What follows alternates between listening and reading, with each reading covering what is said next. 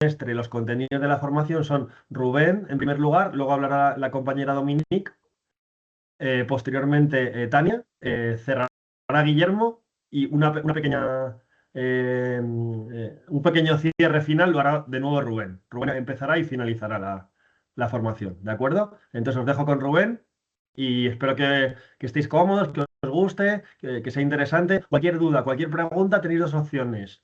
Lo podéis, si os surgen durante la formación, como va a durar en torno a 70 minutos, una cosa así, tenemos calculado, si os surge durante la formación y no queréis esperar al final, lo podéis preguntar por el chat. Yo voy a ir recogiendo todas las preguntas, ¿de acuerdo? Y las contestaremos al final. Si preferís exponerla de forma oral, lo podéis también preguntar al final, ¿vale? Cualquier comentario, cualquier duda, al final habrá un tiempo para responder y para comentar, ¿de acuerdo? Entonces, como queráis, sentidos libres de ponerlo en el chat o de esperaros al final si queréis verbalizarlo mejor. ¿Vale? Cualquier cosa, estamos a vuestra disposición. Pues con esto damos paso a Rubén y comenzamos la formación. Gracias a todos.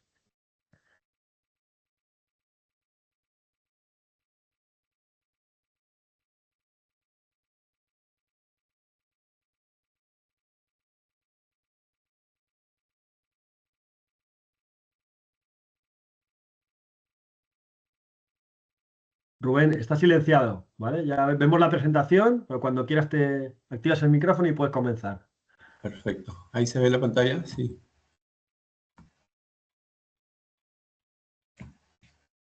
Se ve Sí, perfecto. se ve perfecto, sí. Perfecto. A ver, buenos días. Mi nombre es Rubén de la Cruz y a continuación voy a dar inicio a la presentación del tema aspectos jurídicos para abordar los procedimientos de desahucio. El objetivo de esta presentación es desarrollar las vías procesales que el ordenamiento jurídico español prevé para la recuperación de la posesión de bienes inmuebles, así como para la suspensión de lanzamientos. Este tema ha sido estructurado en 5 bloques, divididos según la situación o circunstancia en la que se encuentre la posesión de la vivienda. Por ello, el primer bloque se ha denominado arrendamientos, es decir, cuando existe la circunstancia de un contrato de alquiler de por medio. Aquí analizaremos el juicio verbal de desahucio, distinguiendo entre la acción por falta de pago y la expiración del plazo legal o contractual. Luego, en un segundo bloque, tenemos la circunstancia originada por una ocupación sin título. Aquí vamos a diferenciar la protección del becario en la vía civil frente a la respuesta ante el delito leve de usurpación en la vía penal, así como la potestad de recuperación de oficio en la vía administrativa. Como tercer bloque tenemos las ejecuciones hipotecarias, en la que revisaremos el procedimiento de venta forzosa, los motivos de oposición tasados y el impacto del control de cláusulas abusivas. Un cuarto bloque se refiere al régimen de suspensiones. Aquí vamos a abordar algunas medidas de protección a la vulnerabilidad vigentes a la fecha frente al eventual desalojo. Y finalmente, el quinto bloque hablaremos sobre el lanzamiento. Aquí vamos a concluir con la fase ejecutiva material de todo lo que vamos a tratar en esta exposición, explicando el acto judicial del lanzamiento como instrumento de restitución posesoria. Bien, a continuación voy a presentar un glosario de términos relevantes que vamos a encontrar a lo largo de esta exposición para efectos de facilitar la comprensión de estos conceptos clave. En primer lugar, tenemos al arrendador, que es una persona física, una persona jurídica que alquila o que cede el uso y disfrute de un bien inmueble a otra parte a cambio del pago de una renta. Aquí hay que mencionar que los procedimientos de desahucio suelen ostentar la posición de demandante. Frente al arrendador tenemos al arrendatario, que es la persona que tiene la condición de inquilino y mediante un contrato de alquiler obtiene el derecho a ocupar y utilizar una vivienda o un local, obligándose al pago de una renta y al cuidado del inmueble. En los procedimientos de desahucio, este va a ocupar la posición de demandado. Asimismo, tenemos la figura del gran tenedor, que es la persona jurídica o persona física titular o dueño de más de 10 viviendas en zonas urbanas de uso residencial, o también es dueño de 5 viviendas, pero ubicadas en zonas tensionadas. Es decir, en zonas ubicadas en una determinada demarcación territorial, en un barrio, un municipio, que son declarados oficialmente así por la propia administración autonómica, y donde existe un riesgo de oferta insuficiente de vivienda en base a criterios económicos como el costo de la vivienda o la subida de precios. Siguiendo con el glosario de términos, ahora tenemos a la acumulación de acciones.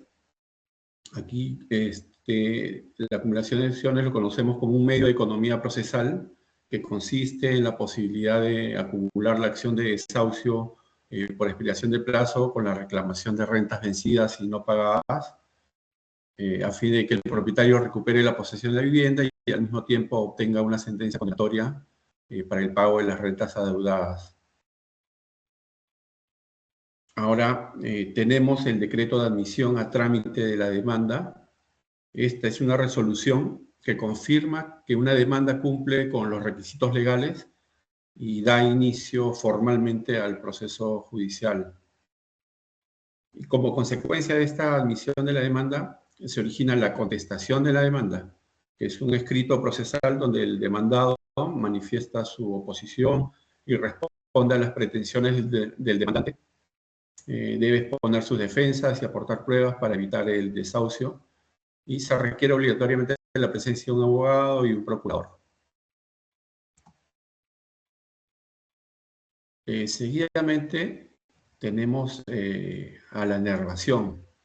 Este es un derecho exclusivo del arrendatario que permite frenar el desahucio pagando la totalidad de la deuda en un plazo de 10 días tras recibir la demanda, siempre que no haya usado este derecho antes.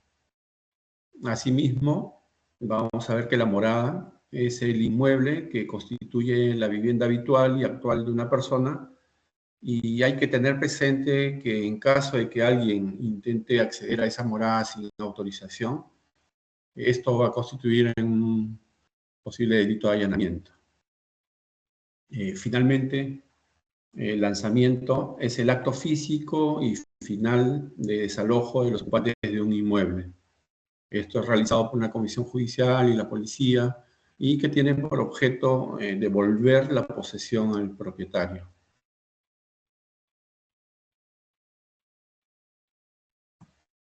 Ahora procedo a dar el paso a mi compañera Dominique, que expondrá el bloque 1 sobre el tema de arrendamientos.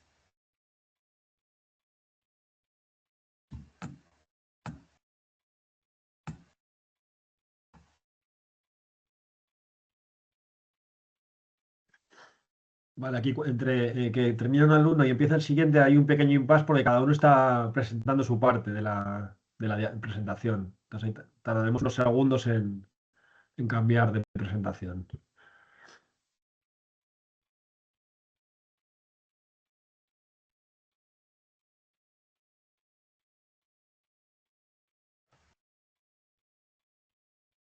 ¿Se ve ahí? Sí, pero amplíalo. Ahí perfecto, Dominique. Gracias. Ya. Muy buenos días a todos. Mi nombre es Daria, soy alumna del último año del grado en Derecho en UNI, y hoy yo les vengo a hablar del primer bloque que hace mención a los arrendamientos. La clasificación de los alquileres principalmente se clasifican en dos: el alquiler de vivienda habitual y el alquiler de uso de vivienda, de uso distinto a la vivienda. Pero acá principalmente vamos a hablar del procedimiento del alquiler de vivienda habitual. Los procedimientos judiciales de desahucio por arrendamiento. Este proceso se aplica principalmente cuando existe un contrato de arrendamiento, ya sea escrito o verbal, y el inquilino incumple sus obligaciones. Este procedimiento puede producirse por desahucios por falta de pago o desahucios por expiración del plazo de contrato. Los desahucios por falta de pago es cuando el inquilino no cumple con abonar la renta o el pago de servicios, y el desahucio por expiración del plazo del contrato es en este caso cuando se llega al fin del plazo del contrato y el inquilino no devuelve la posesión del inmueble. Acá quiero destacar también que existen características comunes entre el desahucio por falta de pago y por expiración del plazo. Ambos procedimientos comparten una estructura procesal base y requisitos de admisibilidad, de los que hablaremos a continuación. Los requisitos de admisión de la demanda. ¿Qué debe ocurrir para que el juzgado admita la demanda? Para que el juzgado admita la demanda, el demandante debe especificar obligatoriamente si el inmueble constituye una vivienda habitual del ocupante, si el demandante tiene la condición de gran tenedor, en este caso que sea titular de más de 10 inmuebles urbanos de uso residencial o en 5 zonas tensionadas, y por parte del demandante, en este caso arrendador, debe haber un intento previo de conciliación. Es decir, en caso de demandante gran tenedor y demandado vulnerable, se tiene que acreditar un intento previo de conciliación o intermediación ante los servicios públicos. ¿Ante qué juzgado se tramita? La demanda debe presentarse a través del juicio verbal, independientemente de la cuantía o de la deuda de la renta. Se realiza ante el juzgado de primera instancia o futura sección civil del tribunal de instancia del lugar donde esté situada la vivienda. Por ejemplo, si la vivienda está ubicada en Madrid, debe realizarse en el municipio de Madrid.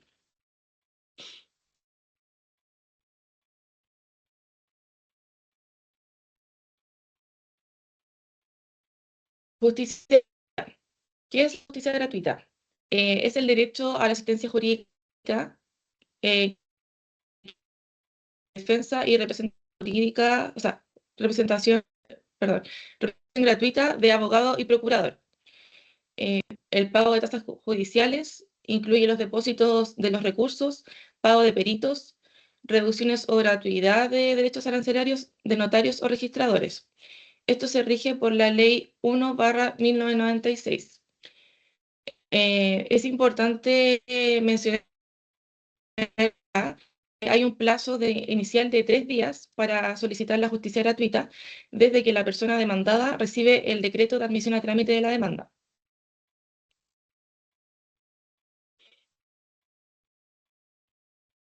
El decreto de admisión a trámite de la demanda. Este es un documento judicial que confirma que la demanda cumple todos los requisitos legales e inicia formalmente el proceso. El decreto de admisión de la demanda contiene los datos del propietario, del inquilino y el motivo que puede ser el impago o el fin del contrato. Incluye el día y la hora exacta del juicio y del lanzamiento. Le da un plazo de 10 días hábiles para pagar la deuda, desalojar la vivienda o presentar oposición a la demanda, según el artículo 440 de la Ley del Enjuiciamiento Civil. Además, el decreto de admisión de la demanda informa sobre el derecho a solicitar la justicia gratuita y si esta aplica se alude a los servicios sociales. Los plazos. Esto es muy importante a considerar. En el primer punto vamos a hablar que existe un plazo inicial de 3 días para solicitar la justicia gratuita desde que la persona demandada recibe el decreto de admisión a trámite de la demanda.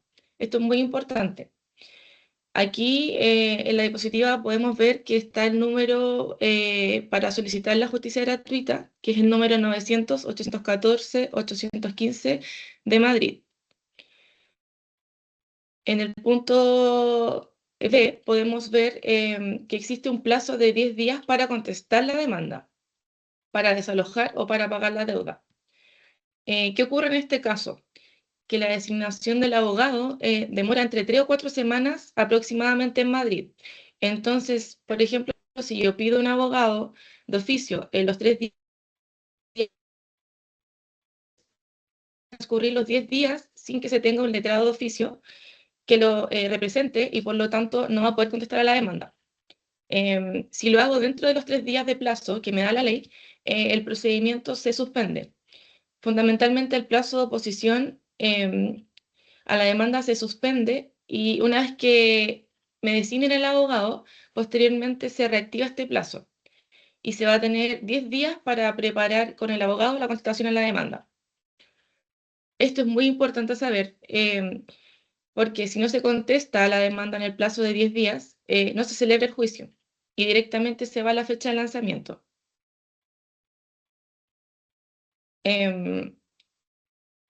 Entonces es muy importante saber que en cuanto llegue la demanda, hay 3 días para llamar a este teléfono que mencioné anteriormente para solicitar la cita de justicia gratuita.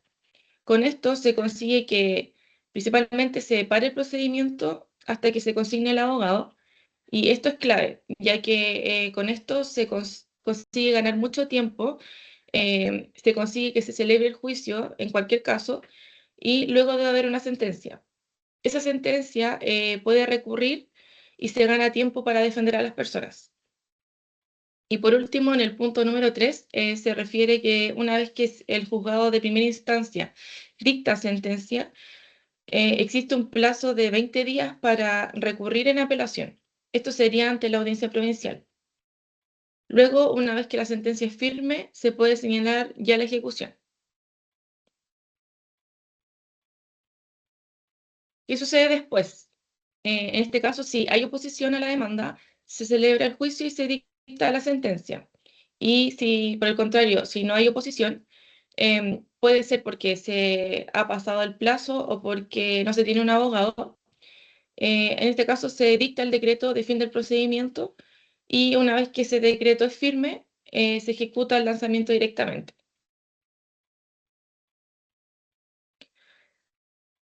Sentencia. Acá hablamos de la sentencia en primera instancia. Acá la sentencia puede ser absolutoria cuando desestima que las pretensiones del demandante, cuando se desestiman las pretensiones del demandante y da la razón al demandado. O por otro lado puede ser condenatoria cuando estima las pretensiones y obliga al demandado a cumplir una prestación.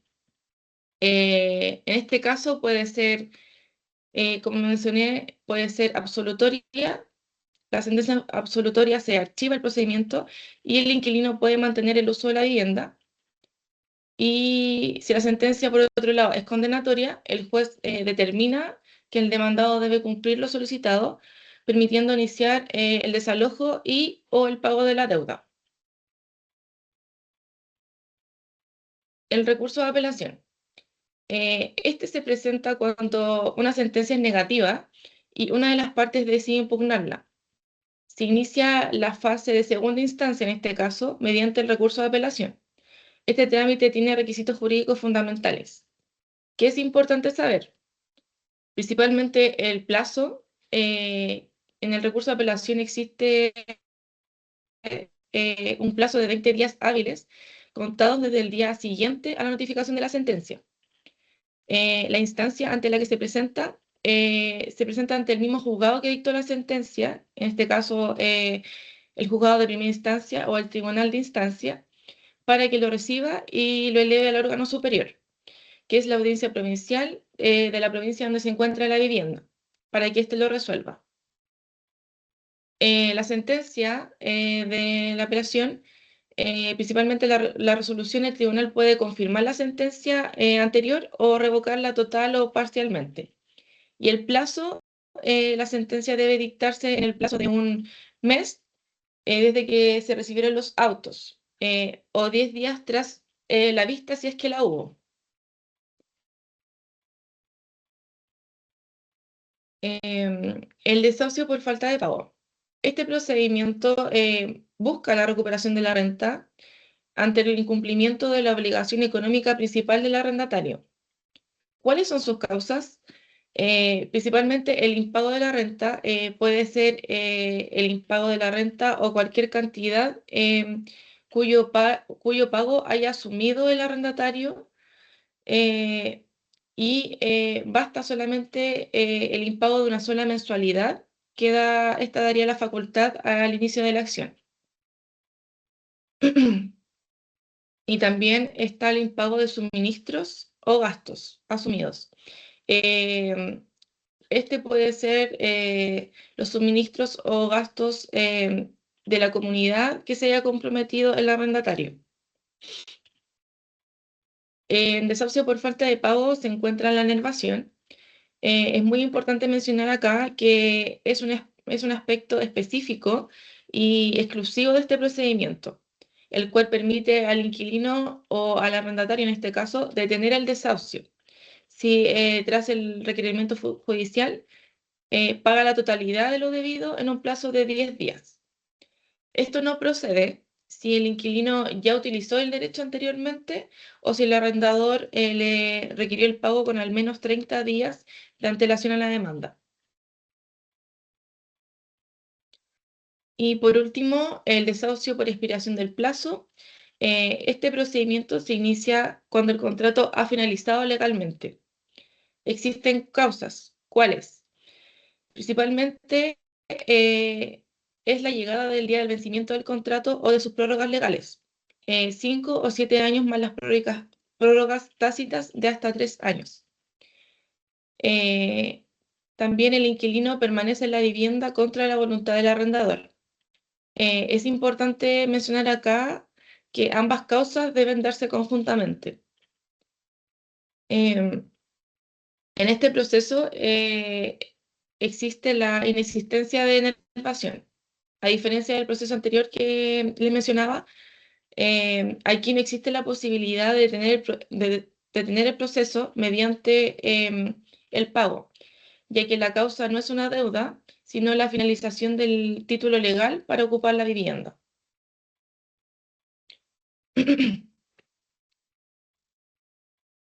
Acá existe la acumulación de acciones. La ley permite expresamente acumular a la acción de recuperación de la vivienda y la reclamación de las rentas imputadas. Todo en el mismo procedimiento. Muchas gracias por su atención. Ahora doy el pase para el siguiente bloque que lo dará mi compañera Tania. Buenos días, voy compartiendo, perdón, mi pantalla. Me llamo Tania y ahora le voy hablando de la ocupación sin título. Un momento, compartir y esto. ¿Ya lo pueden ver? Sí. Vale. Buenos días. La ocupación sin título, básicamente podemos acudir a 3 canales de actuación: civil, con el desahucio por precario en el juzgado de primera instancia; el penal, con delito de usurpación en el juzgado de instrucción; y la vía administrativa, que es un procedimiento punto por vía administrativa bastante peculiar de la Comunidad de Madrid. Mm, la ocupación sin título básicamente es vivir en un inmueble sin derecho legal, sin ser el propietario, sin tener contrato de alquiler, sin tener ningún acuerdo de ninguna forma con el propietario de la vivienda. Eh, Ahora vamos viendo el procedimiento civil, que es un procedimiento la cuya finalidad es recuperar el bien, la vivienda, establecer si el ocupante tiene título o no, y si está regularizado por el artículo 250,1 de la LEC. Y el desahucio por precario lo tenemos cuando un inmueble está ocupado por personas que aparentemente no tienen ningún título. Y, como decía antes, la finalidad de recuperar este título ese inmueble, perdón, o demostrar que las personas que están ahí no son ocupantes y tienen el derecho a vivir ahí. Las personas involucradas son el propietario, los que viven ahí y los testigos. En este caso, también hay la justicia gratuita, derecho a justicia gratuita, que se puede, que los demandados pueden pedir entre los 3 días desde que recibieron la notificación del decreto de emisión a la demanda. Es muy importante ese plazo porque si se pide después, básicamente no hay posibilidad para el abogado a veces tampoco de nombrar al abogado y a veces cuando se nombra no hay la posibilidad de aportar todas las pruebas que se necesitan para el procedimiento. Y si se solicita, el plazo se suspende por 10 días para que el abogado pueda contestar correctamente a la demanda y el colegio tiene 15 días para asignar el abogado a quien lo ha solicitado. Si no se solicita, finaliza el plazo para oponerse, el abogado no podrá contestar y el demandado puede recurrir a un abogado privado, pero eso hay que pagarlo y conlleva coste. Y tampoco, en caso de abogado de oficio, si se pasa el plazo, no tiene tiempo para aportar todas las pruebas. El decreto de admisión de la demanda hay que contestarle por escrito en el plazo de 10 días, aportar la documentación que se considera oportuna para el caso y todo lo que se piensa sea necesario y se informa dentro del decreto eh, del derecho del demandado a solicitar la justicia gratuita. Una vez que se haya contestado la demanda, hay una oposición. Si el demandado dice que piensa que algo que no está conforme con lo que se dice, se puede oponer y presentar el título que según él tiene para vivir ahí.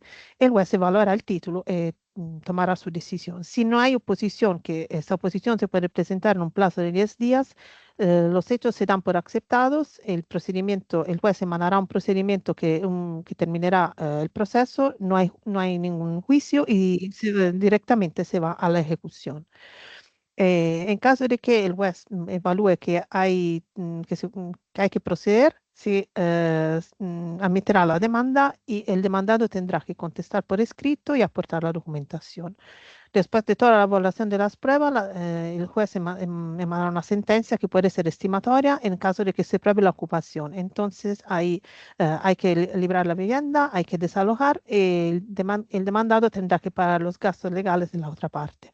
Si es desestimatoria, el juez ha evaluado las pruebas del demandado y, decide que él tiene título para vivir ahí y entonces no hay que desalojar porque puede vivir ahí legalmente. En caso de que una de las partes no sea conforme con lo que dice la sentencia, puede recurrir en apelación, tiene un plazo de 20 días hábiles, no laborales hábiles, 20 días, y, y se puede recurrir ante la audiencia provincial de donde está la vivienda, donde pasan los hechos. Ahora vamos a ver el procedimiento penal por delito leve de usurpación y tenemos que diferenciarlo desde el allanamiento de morada, porque básicamente es el mismo acto, pero en la usurpación hay como pena una multa de 3 a 6 meses, mientras en el allanamiento de morada se habla de prisión. Así que son dos cosas bastante diferentes en las consecuencias. Nos vamos concentrando sobre todo en el delito leve de usurpación porque es lo que suele pasar más a menudo. ¿Dónde está? Un momento. Y en la fase de procedimiento penal hay una denuncia que puede ser por parte del propietario o de un tercero que conozca los hechos y intervendrá la policía que identificará las partes, recogerá pruebas como el título de la vivienda, las motivaciones, por qué están ahí, todo lo que es necesario para que después el juez evalúe todo. En el caso de que toda la documentación se enviará al juez y a partir de ahí él mismo decidirá si hay procedimiento por delito leve y cómo continuar el proceso. Después, la designación del abogado, en este caso no es obligatoria porque es un delito con una pena inferior a 6 meses, pero es aconsejable porque un abogado puede asesorar a la persona, contestar a la demanda, todo de la forma más adecuada y útil para el demandado. En este caso, en caso de que se quiera la justicia gratuita, será el propio abogado, el buscado, perdón, que tramitará la solicitud. En ese caso no se detiene el proceso. Y si no se reconoce el derecho a la justicia gratuita, pero hay condena, el demandado tendrá que abonar los honorarios del abogado que lo debe. La fase del procedimiento penal, en el juicio por delito leve comparecen los denunciados, los testigos y los agentes policiales que intervinieron, el Ministerio Fiscal, el denunciante, si quiere, porque no tiene que comparecer, pero es su elección si comparecer o no. El juez evaluará la prueba, que son las declaraciones de los denunciados, de propietarios, de los testigos y de los agentes policiales que intervinieron en su momento, y cualquier otro documento que se haya aportado para la causa. Cada parte al final expondrá su valoración y el juez decidirá si hay condena o no. La sentencia, como decía, pueden ser una multa de 3 a 6 meses y con una multa pecuniaria que puede variar de 2 a 400 euros al día. Eso depende de los ingresos del demanda del condenado. Y entonces, si no tiene ingresos, no se le tendrá a abonar la cuantía más alta.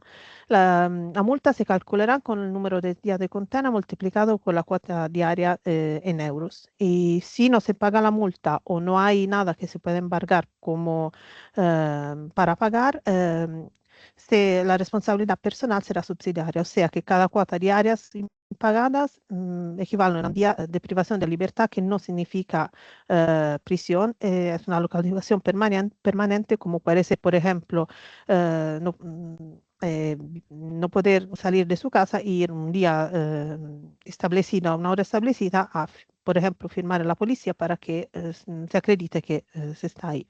Y claramente la consecuencia es el desalojo del inmueble porque no se tiene título a vivir ahí. Se puede recorrer si no estamos conformes con la sentencia y la sentencia irá a la audiencia provincial que la revisará. Hay 5 días desde la notificación de la sentencia para recurrir y la posición de recurso no suspende la ejecución y nada, se puede recurrir tranquilamente. Ahora vamos hablando del procedimiento administrativo de la Comunidad de Madrid a través de la AVS. Es un procedimiento bastante particular porque se trata de un organismo administrativo que es propietario de un inmueble. Y será el mismo organismo que acreditará ser propietario y no hay necesidad de un juez externo que demuestre esto. O sea, la administración dice ese inmueble está ocupado. Y será la misma administración que declarará también que no hay título para vivir en la vivienda y generalmente suele ordenar un desalojo en un tiempo amigable que suele ser de 15 días. Y los ocupantes pueden, perdón, tienen derecho a un recurso de reposición que puede presentar en un mes ante la misma AVS, y en ese caso no hace falta el abogado, pero siempre se aconseja tenerlo. O en 2 meses presentar recurso al contencioso administrativo, en este caso, ante un juez, en este caso el abogado es necesario. La resolución es firme si los ocupantes no recurren, entonces los hechos se dan por aceptado y todo sigue como decidió, se desaloja. Y también cuando el tribunal confirma la legalidad de la resolución y se puede pasar a la ejecución forzosa. La ejecución forzosa tenemos que decir una cosa, que en la Constitución española está prevista la inviolabilidad del domicilio. Por eso la OES necesita la autorización de entrada para ejecutar la ejecución forzosa. Por eso tiene que perdón, pedir a un juez del contencioso administrativo que le autorice a entrar y a desalojar la vivienda. Cuando tendrá la autorización, fijará un día y una hora específica en la cual se efectuará el desalojo. Habrá el auxilio de la fuerza policial y si procede también de los servicios sociales, y recupera su posesión del bien, cambiando cerratura, retomando la posesión del inmueble. Y nada, ahora ya yo terminé, paso la palabra a mi compañero Guillermo, que le irá hablando de las ejecuciones hipotecarias. Muchas gracias.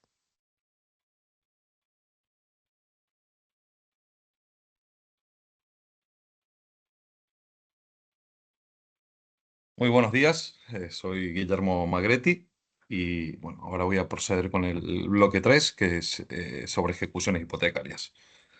Bueno, este procedimiento se activa cuando el propietario o deudor hipotecario incumple con el pago de las cuotas del préstamo con garantía hipotecaria y permite que la entidad financiera, bueno, permite a la entidad instar la venta forzosa del inmueble para cobrar la deuda. Esto lo hemos visto y lo hemos escuchado mucho, sobre todo a partir de la crisis de Guillermo, 2008. perdona, Guillermo, no se Sí. ve la presentación. Está la Ah, pantalla en blanco.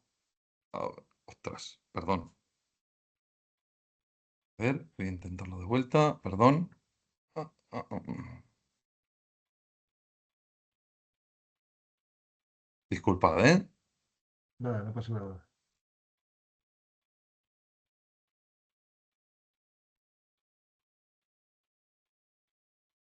Ahora se ve.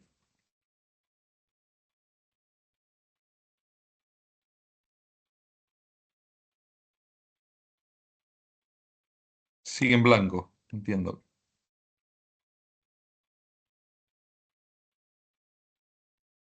No, se ve la pantalla, pero todavía no la presentación. Ah, vale, pues perdón, no sé, pues lo tengo abierto y está compartiendo. Voy a intentar Es que has nuevamente. debido compartir la pantalla de la charla, del Teams, en lugar de la diapositiva. Juraría el que está, de hecho, compartido. Aquí está. A ver, ahora. Ahí sí. Ahora, perdonad, fallos del directo, ¿eh? Lo que comentaba, bueno, un poco del procedimiento, las ejecuciones, bueno, ejecución hipotecaria concretamente. El juzgado competente, aquí, bueno, lo hemos comentado anteriormente, también la demanda se tramita ante el juzgado de primera instancia, donde se encuentra la vivienda. Muy importante para la admisión a la demanda, tenemos que tener en cuenta pues, una serie de características, que son una serie de requisitos, concretamente, que es la determinación del precio de tasación, la constancia del domicilio designado por el deudor, los umbrales de cuantía vencidas, y el requerimiento previo y preaviso. La determinación del precio de tasación, debe indicarse el valor fijado en la escritura de constitución de la hipoteca, cual sirve de referencia obligatoria para la subasta judicial y garantiza, de cierta manera, la transparencia. Sin este valor no puede tramitarse la ejecución. La constancia del domicilio, designado por el deudor, esto, bueno, es imperativo que conste el domicilio que el deudor designó en la escritura para recibir notificaciones, garantizando así, su derecho de defensa. Los umbrales de cuantías, vencidas. La ley exige que el impago alcance una gravedad suficiente según el momento del préstamo, ¿no? Tenemos, por una parte, durante la primera mitad del préstamo, el impago de 12 cuotas mensuales o el 3% del capital concedido, y durante la segunda parte del préstamo, el impago de 15 cuotas mensuales o el 7% del capital. Y luego el requerimiento previo y preaviso. Digamos que el prestamista debe acreditar haber solicitado el pago al deudor de forma fehaciente, con un preaviso mínimo de un mes antes de presentar la demanda. Una nota importante, que es para la admisión de la demanda, no es necesario que el demandante acredite la situación de vulnerabilidad del deudor, ni que se someta a procedimientos de mediación previo. Los procedimientos bueno, los procedimientos de cara al procedimiento, la demanda y oposición, tenemos, también una serie de requisitos, que es una vez que se presenta la demanda, el juez dicta auto de ejecución. Hay 3 días para solicitar la justicia gratuita y 10 días para contestar la demanda, desde que se notifica el auto de ejecución. Esto lo comentó mi compañera Domi con anterioridad. También tenemos que hacer hincapié en que se puede alegar siempre la cláusula, la abusividad de la cláusula, si no ha sido detectada con anterioridad. De todas maneras, en cualquier momento se puede solicitar la justicia gratuita, siempre y cuando el procedimiento esté abierto. Eso tenemos que tenerlo en claro. Los motivos de oposición, tenemos motivos ordinarios, la cláusula de abusividad, como tal, y luego lo que serían los efectos de la cláusula, ¿no?, de abusividad.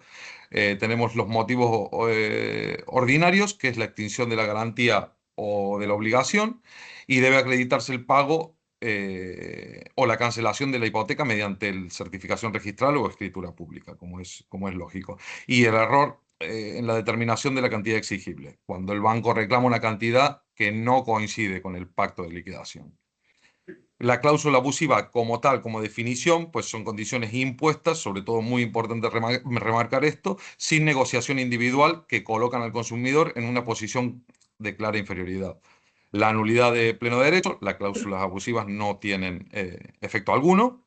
Y unos ejemplos, esto lo hemos escuchado muchísimo últimamente, bueno, últimamente, desde hace algún tiempo, que suelen ser las cláusulas suelo, los intereses de demora que son desproporcionados, vencimiento anticipado o los gastos hipotecarios repercutidos íntegramente al consumidor, como ha venido pasando hasta hace poco. Los efectos de la abusividad de una cláusula, pues el sobreseimiento del procedimiento, si la cláusula abusiva fundamenta la ejecución, y la continuación del procedimiento con inaplicación de la cláusula abusiva si no la fundamenta. En lenguaje coloquial, si la cláusula abusiva es la razón del juicio, se cancela el procedimiento, y si no es la razón principal, el juicio sigue, pero sin esta cláusula, sin usar esta cláusula, digamos. Perdón. ¿Quién responde de la deuda hipotecaria? Aquí tenemos un punto claro, que es los deudores hipotecarios y los avalistas con sus bienes presentes y futuros. El hipotecante no deudor únicamente responde con el bien puesto en garantía. La subasta, si la puja llega al 70%, se adjudica al postor, evidentemente, y si no llega o queda desierta, que esto es bastante habitual, el banco puede adjudicársela por el 70% o por el 60% si la deuda es menor. Decreto de adjudicación, el ejecutante pasa a ser propietario de la vivienda y se pone fin al procedimiento. Sesión de remate, importante. El ejecutante puede ceder el remate a un tercero para evitar pagar impuestos y gastos, ya que el inmueble pasa directamente a un tercero y se ahorran los gastos de transmisión patrimonial, como segunda transmisión, los gastos fiscales y los notariales asociados. Tenemos, perdón. Aquí tenemos el tema del tercer ocupante, que cuando el ocupante de la vivienda no es el deudor hipotecario, el juzgado debe conceder un plazo de 10 días para presentar los títulos que autoricen a permanecer en la vivienda. Una situación o un ejemplo es si Pedro deja de pagar la hipoteca, el banco ejecuta la hipoteca y se subasta la vivienda, pero quien vive ahí no es Pedro, sino su primo Luis. Luis es un tercer ocupante. ¿Perdón? Bueno, perdón. Lo que decía, Luis es el tercer ocupante, no es el deudor hipotecario como tal. ¿Qué hace el juzgado? El juzgado no puede echarlo automáticamente. Evidentemente tiene que darle plazo de 10 días para que presente la documentación que justifique por qué está viviendo allí. Puede ser, por ejemplo, por un contrato de alquiler, un contrato de cesión de uso, cualquier título que le permita ocupar dicha vivienda. ¿Y qué puede pasar después? Si el contrato es válido, puede mantenerse en la vivienda, según evidentemente el caso, y si no presenta nada o no es válido, se puede acordar el lanzamiento. El lanzamiento, lo hemos comentado antes, pero es la fase final y forzosa de un desahucio, donde una comisión judicial desaloja a los ocupantes para devolver la posesión al propietario. Luego el punto también bastante relevante en este tema es el Código de Buenas Prácticas y las principales medidas, que resumidos son la reestructuración de la deuda, la quita del capital pendiente de amortización, quitan el capital, perdón, no total del capital, la dación en pago de la vivienda y luego el alquiler social. La reestructuración de la deuda consiste en la modificación de las condiciones del préstamo, la carencia, aplicación del plazo o reducción del tipo de interés, para facilitar el cumplimiento de la obligación sin extinguirla. Quita de capital pendiente de amortización. ¿Qué es la quita del capital? Es un acuerdo que el banco acepta perdonar una parte de la deuda que todavía queda por pagar. No entrega la vivienda, no se cancela todo, solo se reduce el importe pendiente que tenemos de dicha deuda. Esto sí, la reestructuración no es viable, muy importante. La dación en pago, esto sí que también lo tenemos bastante presente, que es el acuerdo que el deudor entrega la vivienda al banco para cancelar totalmente la deuda hipotecaria. Damos la casa, se extingue la deuda. Y se puede solicitar hasta 24 meses después de la solicitud de reestructuración, si las medidas anteriores no han funcionado, evidentemente. Y luego el punto del alquiler social sobre la vivienda, tras la suspensión del lanzamiento, se podría solicitar hasta el 22 de noviembre del 2023, siempre que este alquiler se ajuste al 30% de los ingresos totales del solicitante. Por mi parte, hemos terminado y continuamos con el bloque 4 a cargo de mi compañero Rubén, que son las suspensiones aplicables a los procedimientos.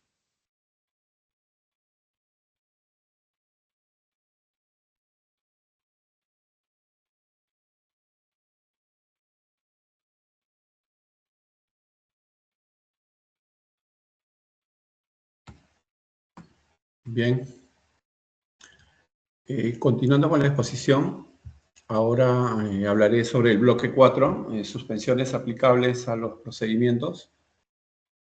Aquí vamos a ver que se establecen algunos mecanismos de suspensión o plazos de gracia para proteger a personas en situación de vulnerabilidad y que se diferencian entre ellas por algunas condiciones específicas.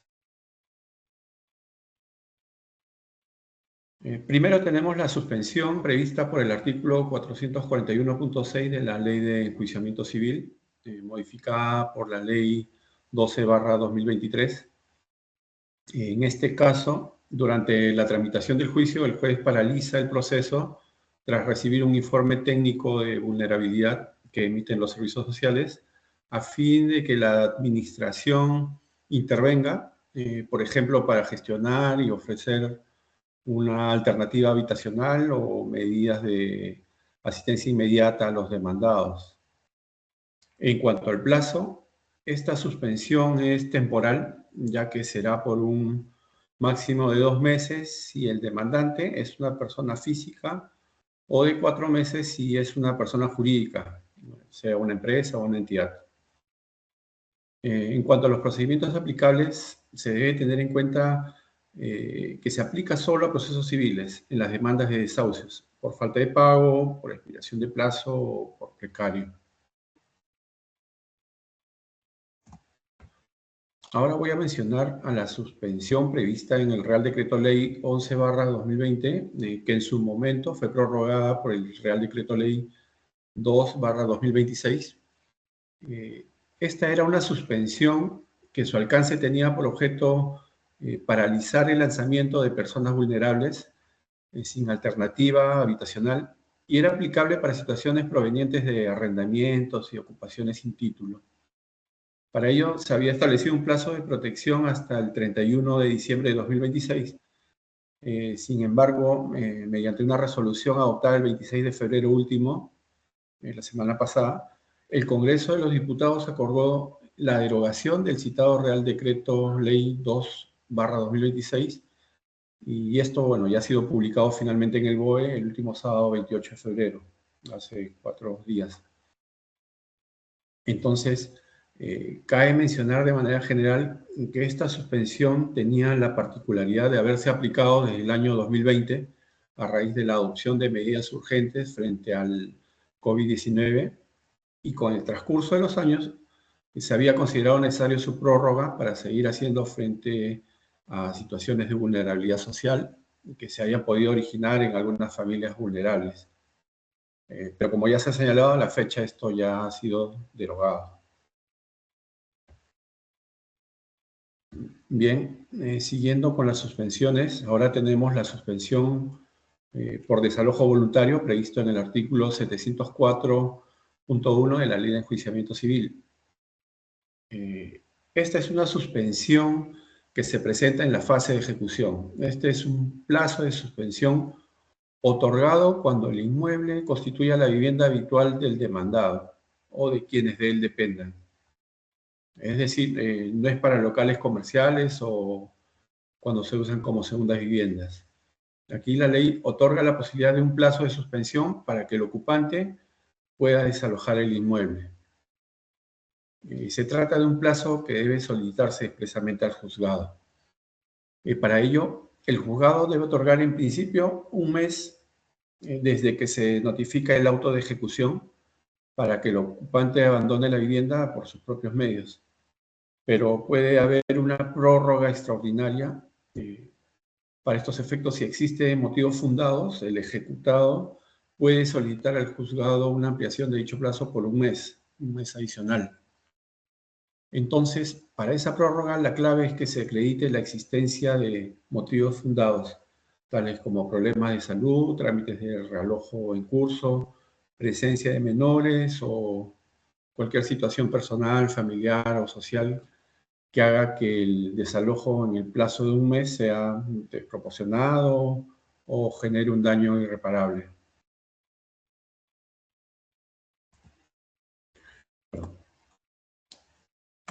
En cuanto a los procedimientos a los que se puede aplicar, tenemos que de forma general se aplican en la vía civil, es decir, para los casos de arrendamientos, por precario, por ejecuciones hipotecarias. Y además, por analogía, también puede solicitarse al juez o instructor su aplicación en la vía penal o en la vía contencioso administrativa. Y finalmente tenemos la suspensión por la Ley 1/2013, que es la ley que dicta medidas para reforzar la protección de los deudores hipotecarios, reestructuración de deuda y alquiler social. Esta se trata de una medida de protección específica, conocida como moratoria hipotecaria, dirigida a deudores hipotecarios, es decir, a propietarios que no han podido pagar su hipoteca y que permite suspender el lanzamiento de la vivienda habitual de familias que se encuentran en situación de especial riesgo o de exclusión. Es decir, son familias numerosas, monoparentales, con hijos, víctimas de violencia de género, personas con discapacidad superior al 33%, entre otros. En cuanto al plazo, bueno, tras sucesivas modificaciones del plazo de vigencia de esa ley, inicialmente previsto, actualmente se permite paralizar el lanzamiento de estos colectivos vulnerables hasta el 15 de mayo de 2028. Así también, en cuanto al ámbito de aplicación, se debe señalar que únicamente afecta a los lanzamientos derivados de un procedimiento de ejecución hipotecaria. O sea, cuando el banco ha ejecutado la hipoteca y ya existe un decreto de adjudicación. Bien, para finalizar con la exposición, voy a desarrollar el bloque 5 denominado lanzamiento. Aquí vamos a ver lo referido al desarrollo de la fase final de la ejecución de los procedimientos que se han revisado a lo largo de esta exposición. Y, en principio, hay que tener en cuenta que el lanzamiento es el acto procesal de ejecución forzosa mediante el cual se produce el desalojo material del inmueble y la restitución de la posesión al demandante. Esto se presenta cuando la persona ocupante no ha abandonado voluntariamente la vivienda. Bien, para ello tenemos la orden de desahucio. Aquí el lanzamiento requiere la existencia de una resolución judicial firme que autoriza la recuperación física de un inmueble por parte de su propietario, debiendo contener principalmente los siguientes datos: el día, la hora, la dirección y hacia qué personas va dirigido.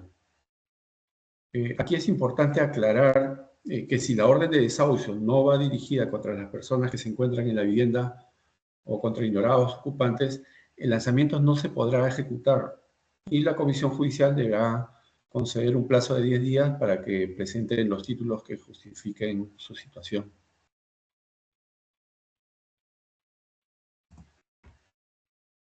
Ahora tenemos la ejecución del acto de lanzamiento. Aquí vamos a ver cuál es la naturaleza del acto, de este acto. Este es un acto de ejecución forzosa que implica la entrada al domicilio, el desalojo de personas, la entrega de posesión al adjudicatario, propietario, que puede implicar también el auxilio de fuerza pública, la presencia de un cerrajero, el cambio de cerradura, entre otros. Entonces, los participantes en el lanzamiento pueden ser, según la naturaleza del tribunal que dictó la orden, en la vía civil la comisión judicial, en la vía penal la policía judicial, o en la vía administrativa personal de la administración, los técnicos de la UBS con auxilio judicial. También las fuerzas y cuerpos de seguridad, pudiendo ser la Policía Nacional o Guardia Civil, Policía Autonómica si procede, o Policía Local de apoyo.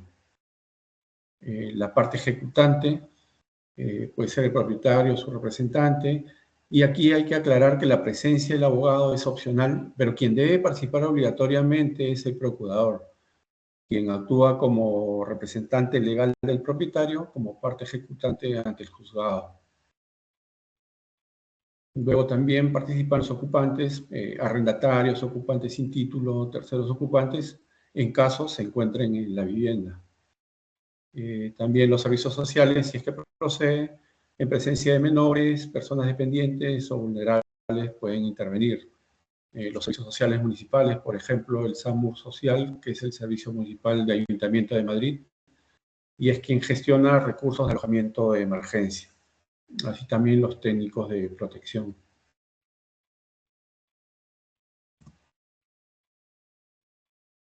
Ahora veremos el desarrollo del acto de lanzamiento.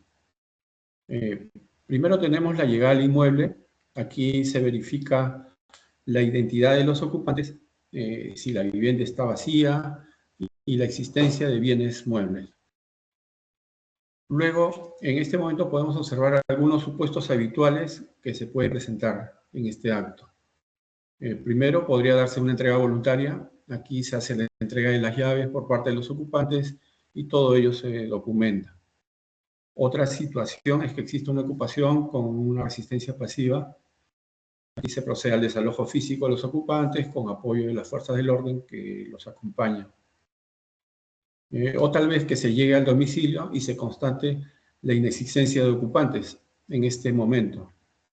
Aquí se recupera de manera directa la posesión y se procede al cambio de cerradura. Pero también hay la posibilidad de llegar efectivamente a una entrada forzosa. Esto debido a que no se permite el acceso a la vivienda y se origina un ambiente de mayor conflicto. Aquí se procede a la apertura de la puerta mediante cerrajero, se levanta un acta de entrada, se respeta el principio de proporcionalidad para la recuperación de la posesión, debiéndose considerar esto el límite constitucional que impide que el uso de la fuerza pública o la coerción sobrepasen lo estrictamente necesario para alcanzar el fin legítimo. Es decir, el lanzamiento debe ser ejecutado con el mínimo daño material posible y garantizando siempre la dignidad e integridad de las personas que se encuentren en el interior, especialmente si hay colectivos vulnerables. Y finalmente tenemos el acta de lanzamiento.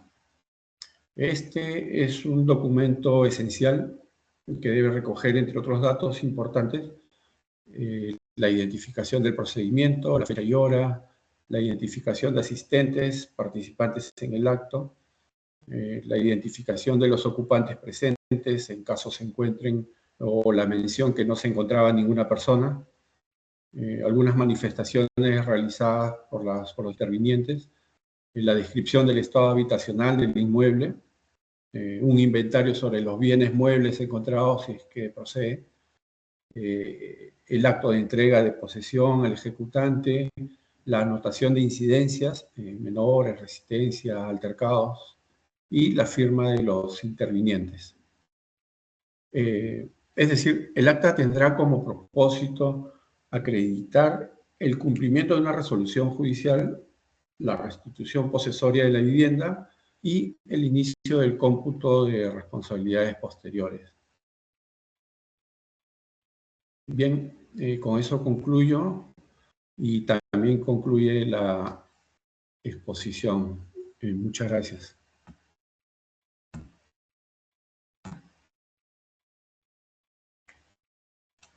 Muchas gracias. Bueno, no soy Patricia, soy un compañero de ella, que es que no he podido, estoy aquí en Cádiz, Madrid. Y disculpa, se te escucha muy bajito. No sé si puedes subir el volumen, acercar al micrófono, porque es que prácticamente no se te escucha.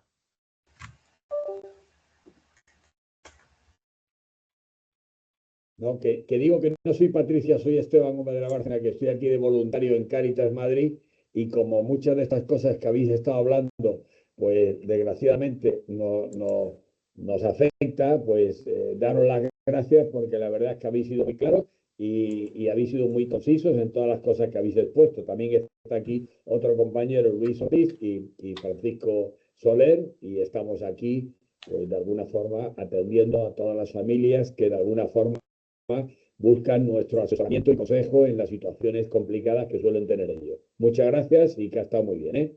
Yo espero, creo que nos mandaréis un poquito, nos lo mandaréis por correo, ¿no?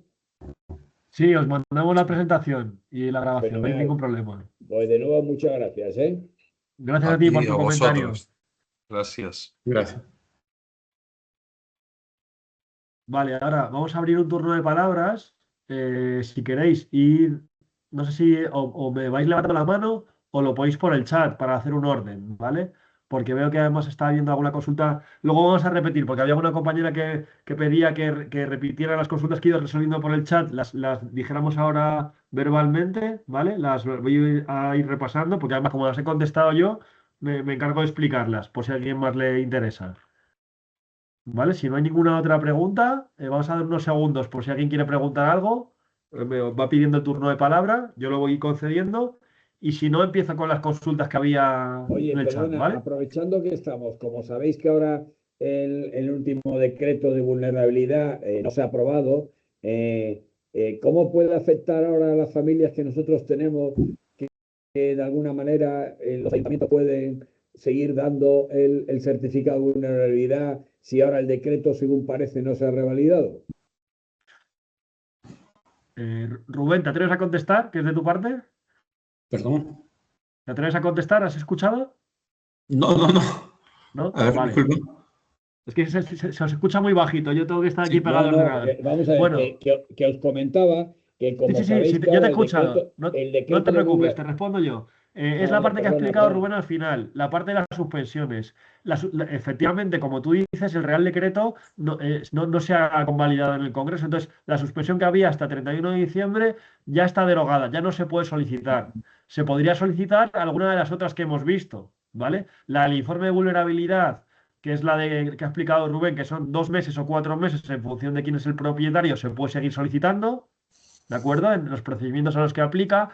La de 704, que es un mes más otro mes extraordinario, también se puede seguir solicitando. Y la de las ejecuciones hipotecarias hasta 15 de marzo de 2028 también se puede seguir solicitando.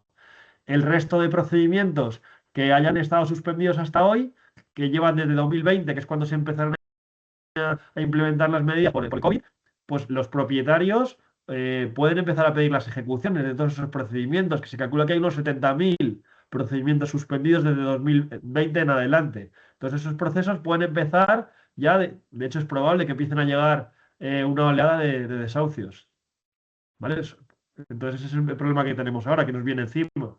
Porque las otras suspensiones, exceptuando la de las ejecuciones hipotecarias, que sí queda un margen de 2 años más, son suspensiones muy cortitas, máximo de 4 meses. Con lo cual se complica la situación. No sabemos si el gobierno va a volver a presentar otro Real Decreto, porque ya es la segunda vez que lo ha presentado y que no se ha convalidado en el Congreso. Entonces no sabemos si se va a volver a presentar. Ahí ya son cuestiones políticas que desconocemos. Creo que con eso más o menos respondemos a la pregunta.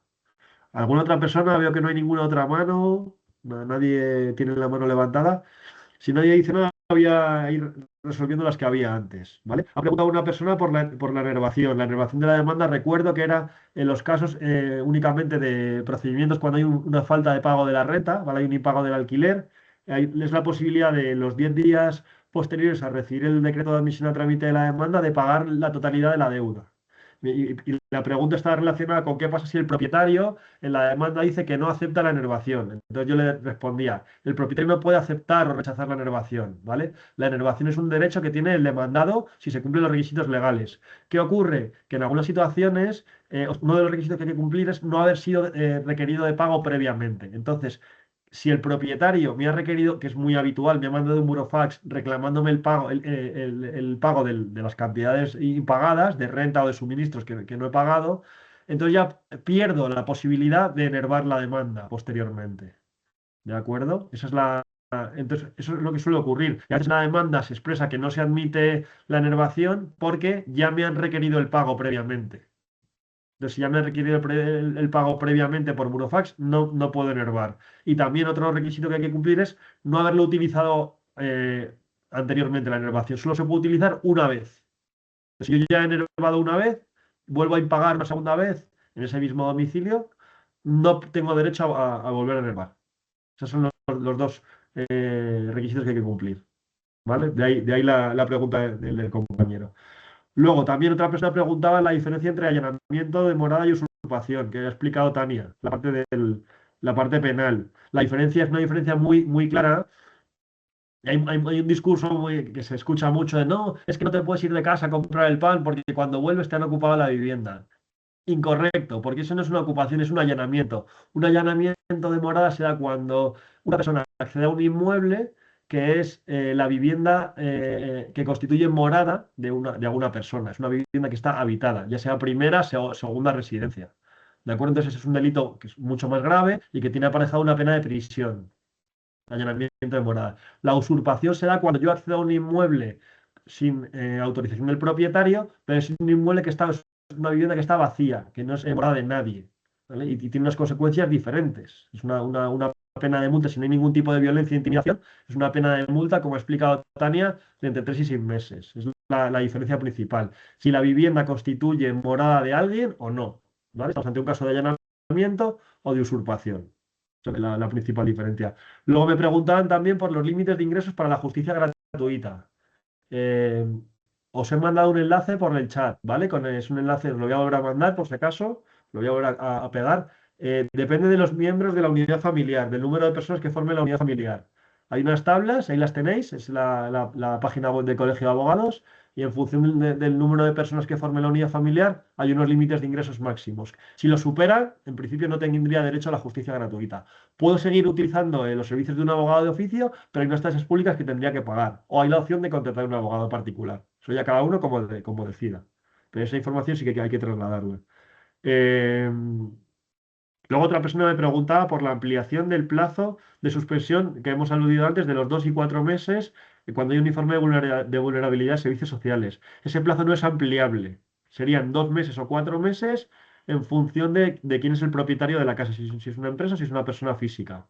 Pero son plazos que no se pueden ampliar por este tipo de suspensión. Podríamos ver, por ejemplo, si es un caso de arrendamiento, luego pedir el 704, que sería un mes más, ¿vale? Pero son diferentes suspensiones, diferentes aplicaciones. Ese plazo de 2 y 4 meses es un plazo único que no se puede pedir luego nuevamente una segunda vez ni es ampliable. ¿De acuerdo? Luego, las últimas, he visto que había otra pregunta.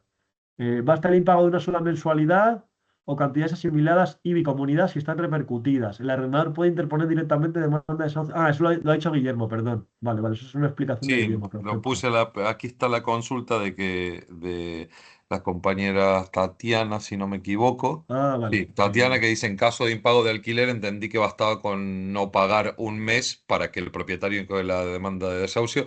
En caso de ejecución hipotecaria, ¿podría profundizar cuándo procede? Pues es lo mismo. Había puesto que el arrendamiento pues basta con una mensualidad. El arrendador puede interponer la demanda de desahucio.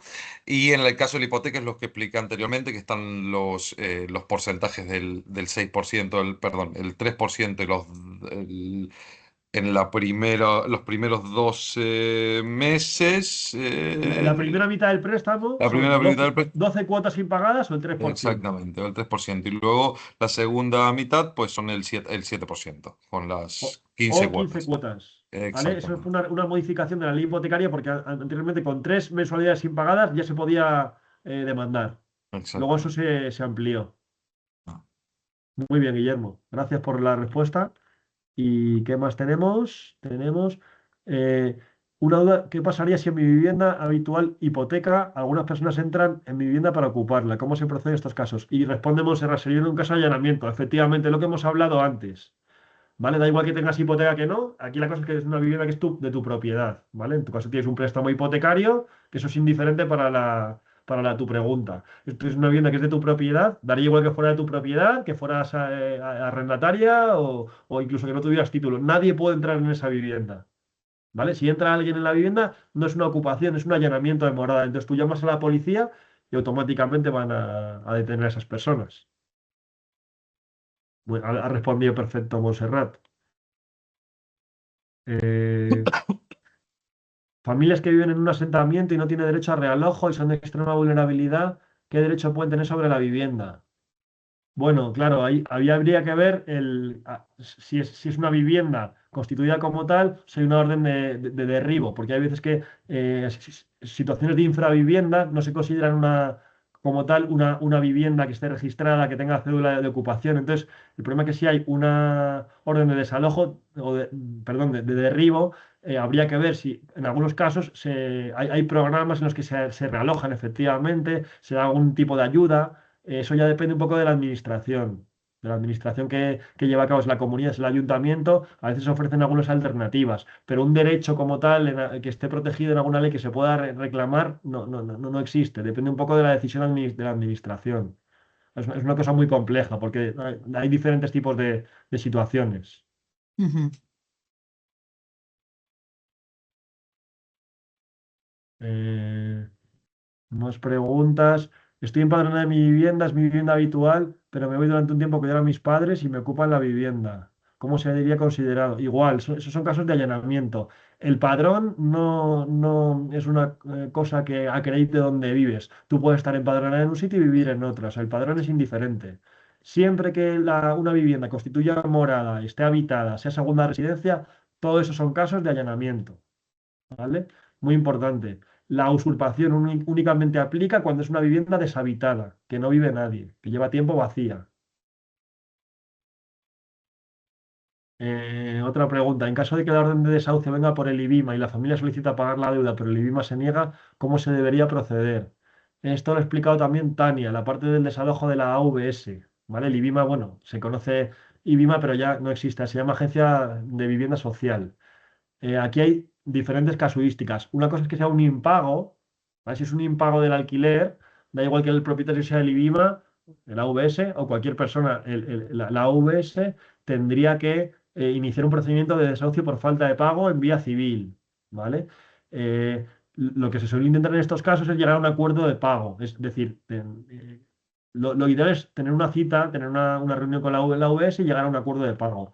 Si el IBIMA, la AVS se niega, es que no está obligado. O sea, como cualquier otro propietario, tú tienes una deuda, el propietario puede decidir llegar a un acuerdo de pago o puede decir, no quiero llegar a ningún acuerdo y quiero recuperar la posesión de la vivienda. Entonces ahí es intentar por todos los medios llegar a ese acuerdo de pago. Depende un poco de la cantidad de la deuda, si es muy elevada, si lleva muchísimo tiempo sin pagar, si es una deuda más bien corta, si se puede llegar a un acuerdo, la familia puede pagar. Esto lo consideran la AVS, suele tener en cuenta todos estos factores a la hora de si es viable, porque hay veces que es viable llegar a un acuerdo. Si yo pago 300 euros y debo 1.500, a lo mejor puedo pagar 350 o 400 y en un año he saldado la deuda. Ahora, si debo 40.000 euros, claro, pues no te va a decir un acuerdo de pago de cuánto, de 50 años, pues a lo mejor se niegan. Pero eso habría que ver el caso concreto, porque cada caso es un poco diferente. Eh, Más preguntas. ¿Cómo pueden involucrarse los servicios sociales básicos en los desahucios de una unidad de convivencia familiar? Los servicios sociales lo que hacen es acompañar a la familia, citarla, conocer un poco su situación y hay diferentes formas de apoyar, desde ayudas económicas, acompañamiento, la elaboración de un informe de vulnerabilidad, derivación a otro tipo de recursos de la zona, del distrito, porque el servicio social es una competencia del Ayuntamiento de Madrid, pero que está muy focalizada en los distritos. Entonces, cada distrito tiene su centro de servicios sociales y está en contacto con todas las familias que tienen situaciones de desahucio, ¿vale?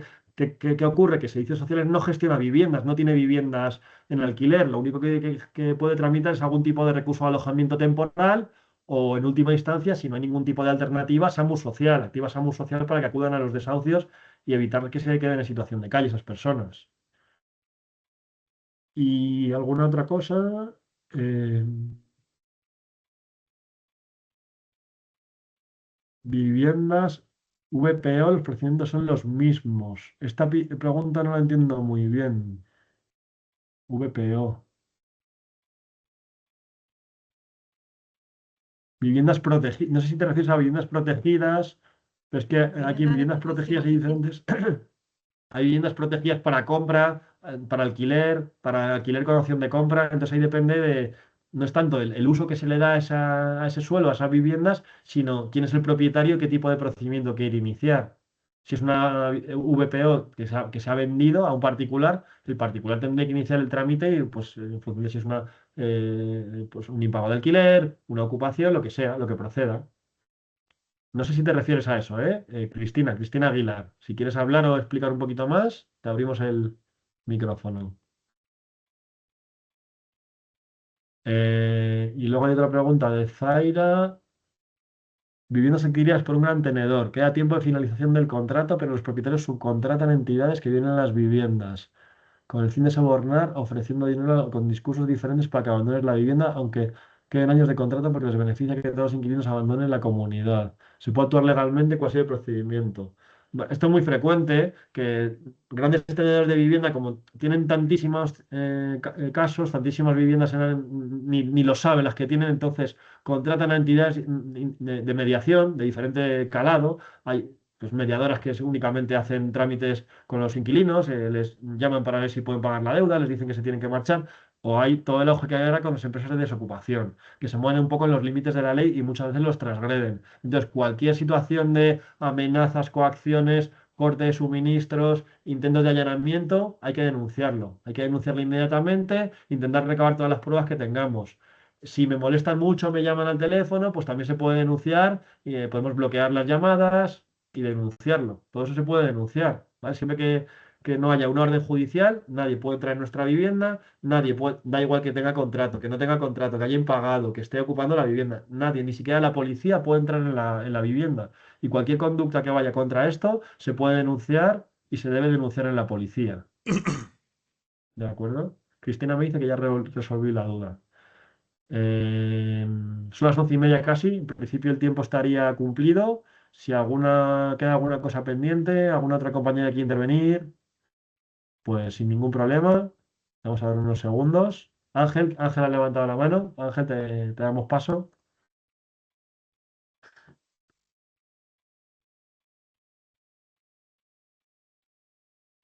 Uy, no te escuchamos, Ángel. Se da por el micrófono. Sí, ahora sí. Sí, Vale, era por el micrófono. ¿Me escuchas ahora, Alfredo? sí. Vale, nada, era presentarme a las personas que están conectadas. Soy Ángel Hernández, soy el coordinador de IAPN en Madrid, de la Red Madrileña de Lucha contra la Pobreza, que ha encargado a la Clínica Jurídica de la Universidad Internacional de La Rioja organizar este seminario online. Y por lo tanto, lo primero es agradeceros pues, a Alfredo, a Dominique, a Guillermo, a Rubén, a Tania, no sé si me dejo a algún alumno o alumna eh, de los cursos de grado y posgrado de la universidad, pues agradeceros el trabajo que habéis hecho de presentación. Somos conscientes de que es un encargo complicado que hacemos a la UNIR, pero pues poner en valor el trabajo que habéis hecho, que espero que hayan cubierto las expectativas y los intereses de todas las personas que se han inscrito y que se han conectado a este seminario. También por trasladar a las personas que se han conectado que esta iniciativa que llevamos ya con la universidad varios años colaborando es una iniciativa donde pedimos a la universidad que adapte contenido legal en nuestro caso, a entidades sociales que no tenemos por qué ser expertos en materia jurídica, y por otra parte es un espacio también de aprendizaje para profesionales que se están formando, en este caso en temas jurídicos, y que de alguna manera hacen también esa adaptación de no solo el jurídico, sino también el cómo dirigir y cómo adaptar ese lenguaje jurídico, a veces incomprensible para los que no lo somos, de cara a que podamos ayudar mejor a las personas que acompañamos desde el ámbito social, también por contextualizar este tipo de iniciativas. Para ir terminando, deciros que bueno, hemos grabado la sesión porque vamos a luego compartirla con todos vosotros y con todas vosotras. Podréis también facilitarlo a compañeros y compañeras, igual que el documento de presentación que han preparado desde la Clínica Jurídica, que os enviaremos un brevísimo cuestionario de evaluación para que nos podáis dar vuestro punto de vista y vuestra valoración al respecto, que trasladaremos a todos los compañeros y compañeras de la UNIR para poder seguir mejorando en estas colaboraciones. Y que porque tenemos esta ventana, esta puerta abierta con la universidad, con la UNIR para poder seguir planteándoles retos, ¿no?, de cómo traducir y adaptar contenido jurídico al trabajo que hacemos desde las entidades de la red de APN-María. Si es que también, pues, si queréis hacernos alguna sugerencia en ese cuestionario brevísimo de evaluación, pues lo tendremos en cuenta para poder canalizar a la UNIR y si contamos con el expertise, pues poder organizarlo. Yo por mi parte nada más. Así es que, Alfredo, si quieres cerrar o si hay alguna otra intervención o pregunta, pues vamos terminando. Sí, creo que no hay más preguntas. Así que nada, pues muchas gracias por la participación a todas. Creo que ha sido muy interesante, muy enriquecedora poder ampliar nuestros conocimientos jurídicos sobre cuestiones relacionadas con la vivienda. Y un placer estar con todas vosotras y esperamos vernos nuevamente en futuras formaciones.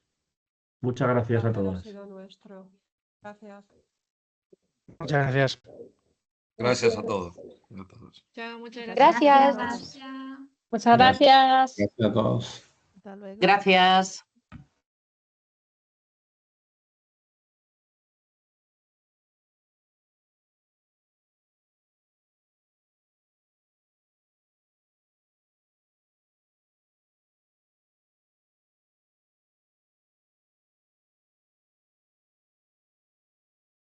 Alfredo, si quieres, puedes parar la grabación. Vale. A ver si encuentro.